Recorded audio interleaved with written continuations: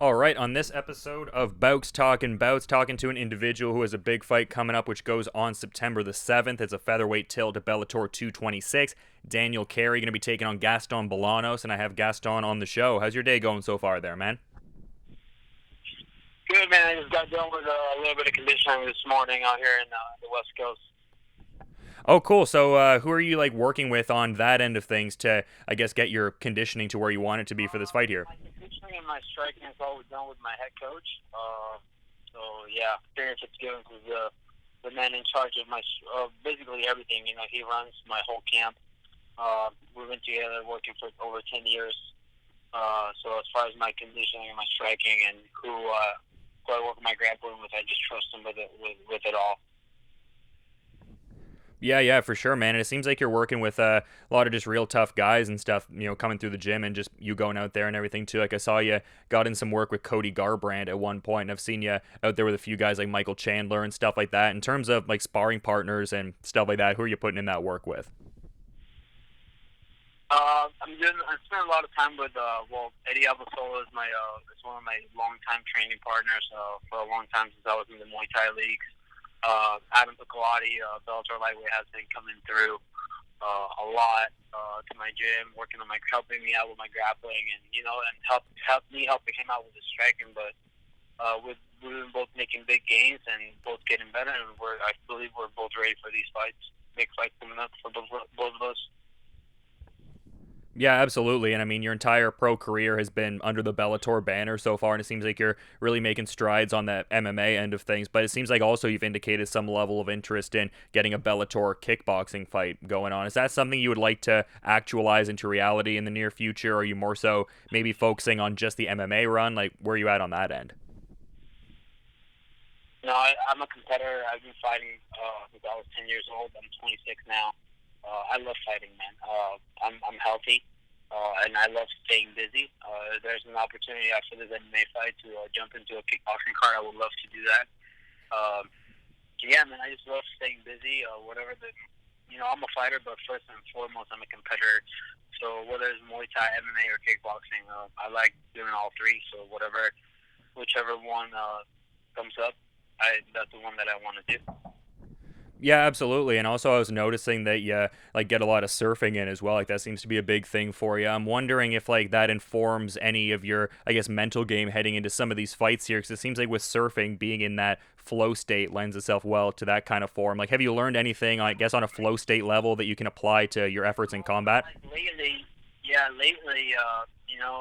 I've been working on my grappling a lot, and I've been surfing a lot at the same time, especially when I was beginning the beginning stage of this camp, and like grappling is easy compared to grappling with the ocean.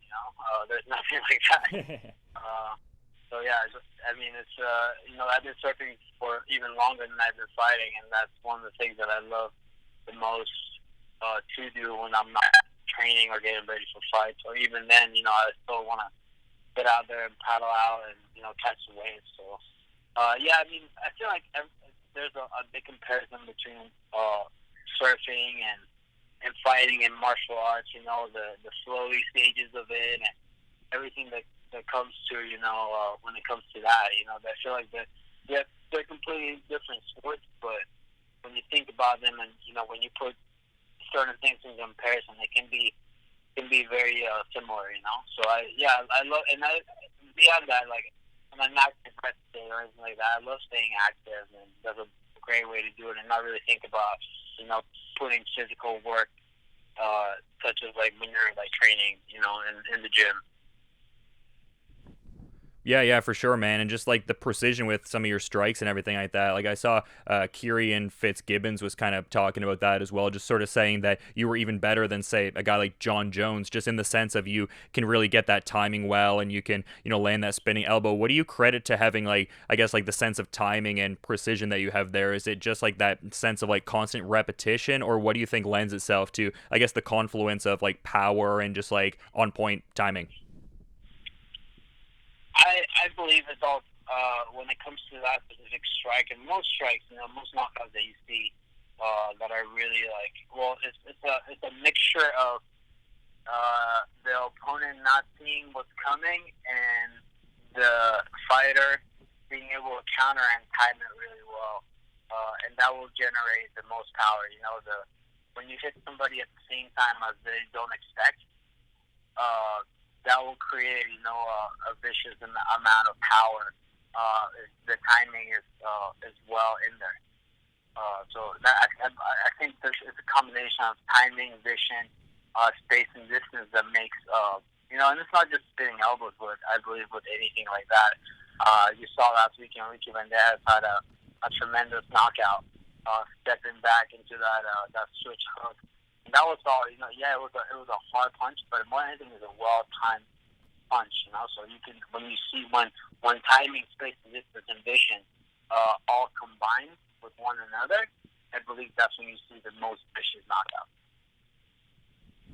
Yeah, absolutely, man. And just been interesting following the career and everything like that. And I mean, you probably also have like some degree of that skill built up from the fact that you've been, doing it for so long. Like I saw you started doing, I guess, Muay Thai at the age of 10. What initially prompted you to get into training Muay Thai back then? I started, my dad started doing Muay Thai before I did. He would pick me up after school.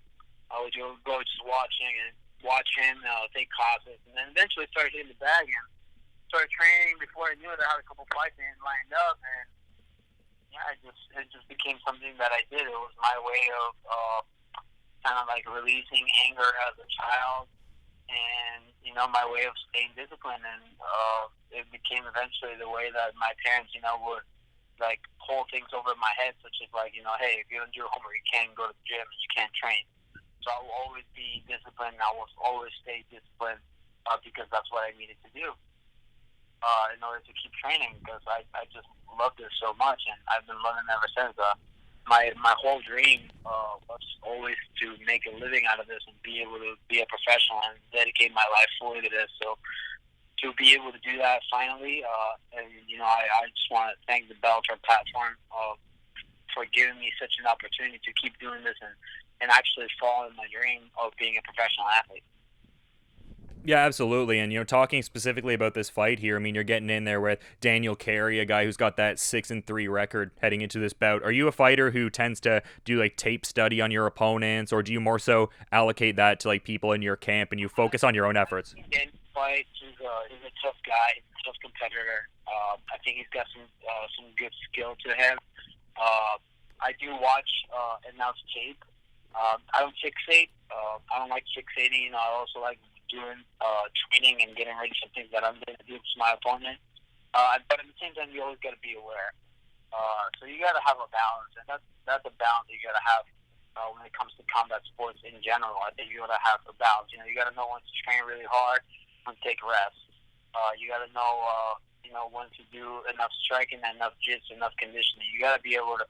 And in this sport, in this day and age, this sport is all about balance. It's all about being well-rounded. You got to be an athlete, and you got to be talented. Otherwise, one's not gonna compensate for the other. So yeah, I'm really excited with this fight with Daniel. We're opening up the main card for the Bellator San Jose card, and I'm really excited about that, man. San Jose is only about 35-minute drive from my home, so it's basically a hometown fight for me. I've had the last three with Bellator were like that, and just huge crowd at the SAP Center. I believe over 13,000 people. And yeah, I'm just excited to do it once again in front of my home.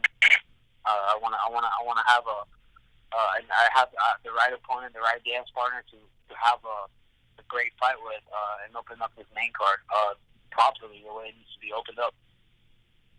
Yeah, absolutely. And we've been talking about how, I guess, like nuanced your striking game is lately, but you were also talking about some grappling efforts you were doing earlier and stuff like that. How fun is it to engage in a martial art like that, whereby like you're learning and building on skills and like huge strides pretty much like every time you'd get out there, I would think.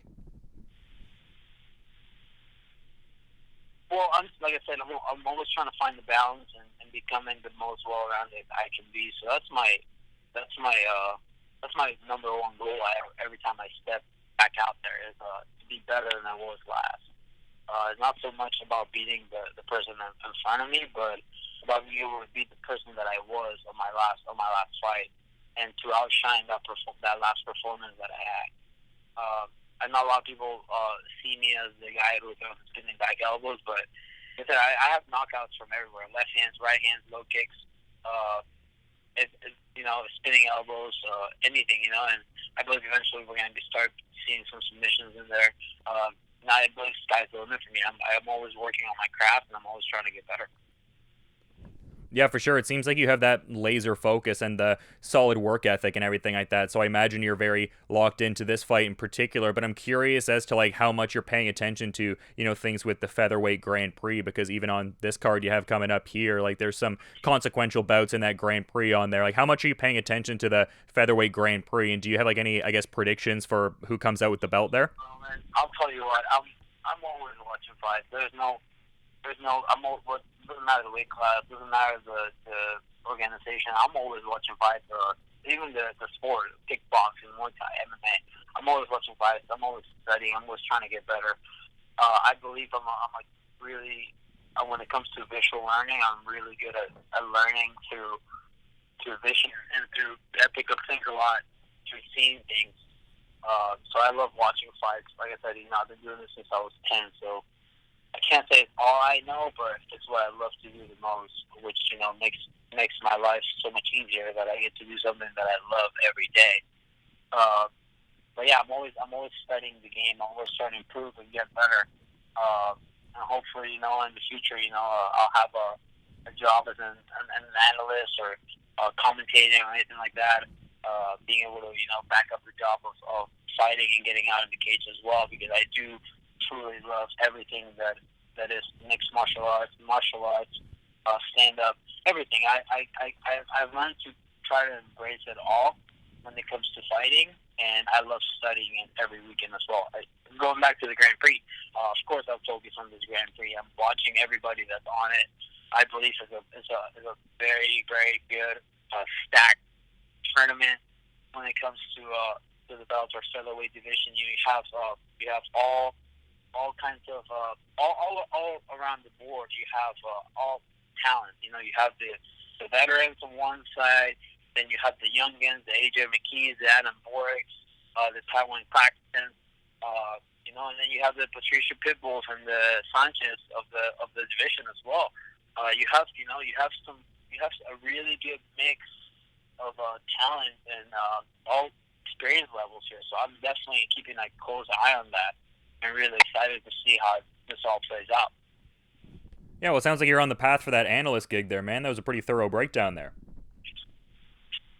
I'm like I said, man. I love watching and fights.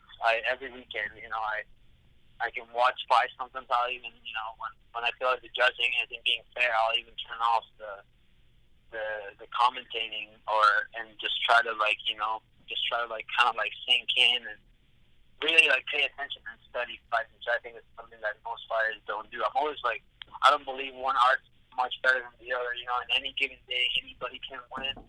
In any given day, anybody can knock anybody out. The best fighter doesn't always win. I think that's the beauty of MMA at the same time, as well as the curse.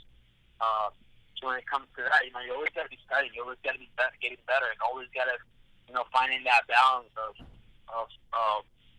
becoming well-rounded. So that's what I'm trying to do through always studying fights and always training and always getting better.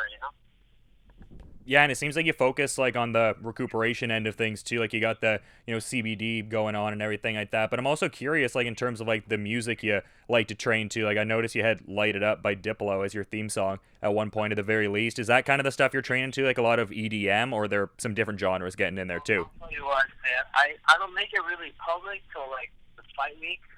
But every camp I have a playlist, and I'll make it available to all my following. On Instagram and social media, the week of the fight.